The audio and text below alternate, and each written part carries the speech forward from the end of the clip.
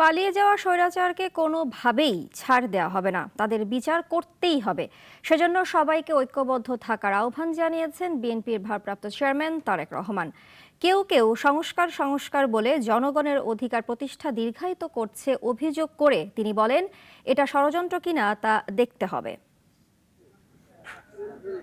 BNP পরিবারের পক্ষ থেকে ফেনীতে আয়োজন করা হয় সোনাগাজী উপজেলায় 2016 সালে বিচার বহির্ভূত হত্যাকাণ্ডের শিকার ফেনীর সোনাগাজী উপজেলা যুব দলের সাবেক যুগ্ম আহ্বায়ক শহীদ মোহাম্মদ মাসুদের পরিবারকে নতুন বাড়ির চাবি হস্তান্তর এবং 24-এর ছাত্র জনতার গণ আন্দোলনে ফেনী, নোয়াখালী ও লক্ষ্মীপুরে শহীদ পরিবারের মাঝে আর্থিক অনুদান প্রদান অনুষ্ঠান।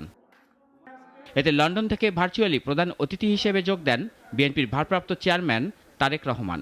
বহু গুমের শিকার হয়েছে, খুনের শিকার হয়েছে, হত্যার শিকার হয়েছে। জুলাই আগস্টে গণ অভ্যুত্থানে 2000-এর বেশি মানুষকে হত্যা করেছে শেখ হাসিনা, আর 30,000-এর বেশি আহত করেছে। আর এর আগে গেল 17 বছরে অসংখ্য গুম খুন করেছে স্বৈরাচার। তাকে কোনোভাবে ছাড় দেওয়া যাবে না বলে জানান বিএনপি ভারপ্রাপ্ত চেয়ারম্যান। জুলাই আগস্ট মাসে যেই মানুষগুলো প্রায় 2000-এর মতন মানুষকে হত্যা করা হয়েছে। তারেক রহমান বলেন, স্বৈরাচারের বিচার না হলে তার সহযোগীরা উৎসাহ পাবে। সেজন্য পলাতক হাসিনাকে দেশের আইন অনুযায়ী বিচার করতে হবে। এই যে পালিয়ে যাওয়া স্বৈরাচার, ভারতে যেই স্বৈরাচার পালিয়ে গিয়েছে তাকে এই বিচারের আওতায় আনতে হবে। এই হত্যার জন্য, এই খুন গুমের জন্য, এই জখমের জন্য হাজারো মানুষকে গুম করেছে, খুন করেছে, তার জন্য তার বিচার করতে হবে।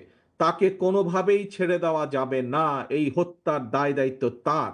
এই পালিয়ে যাওয়া স্বৈরাচারের তার বিচার করতে হবে। সংস্কারের বিষয়ে বিএনপির এই শীর্ষ নেতা কিছু লোকের বক্তব্য নিয়ে প্রশ্ন করেন, এটা কোনো ষড়যন্ত্র কিনা। আমরা খেয়াল করছি কিছু কিছু মানুষ সংস্কার সংস্কার সংস্কার কথা বলে সব রকমের প্রক্রিয়াকে দীর্ঘায়িত করছে। পরিষ্কারভাবে আজ আমি এই হাজারো মানুষের সামনে একটি কথা তুলে ধরতে চাই। আজ আমাদেরকে দেখতে হবে সংস্কার সংস্কার করে এটি কি কোনো ষড়যন্ত্র কিনা। যদি সংস্কার করে এই বিষয়টিকে যদি দীর্ঘায়িত করা হয় তাহলে দেশের সমস্যা বাড়বে। দলীয় নেতাকর্মীদের সাবধান থাকার নির্দেশ দিয়ে তারেক রহমান বলেন, কিছু অনুপ্রবেশকারী তাদের ভেতরে ঢুকে বিভ্রান্তি ছড়ানোর চেষ্টা করছে, যা গণতন্ত্রের জন্য ক্ষতি হতে পারে। সেই জন্য সবাইকে সতর্ক থাকতে হবে। রাশেদুল কাদির, নাগরিক, ঢাকা। 250-টিরও বেশি ডিজাইন অপশন নিয়ে ওয়ালটন স্মার্ট ফ্রিজ, বোঝে আপনার প্রয়োজন।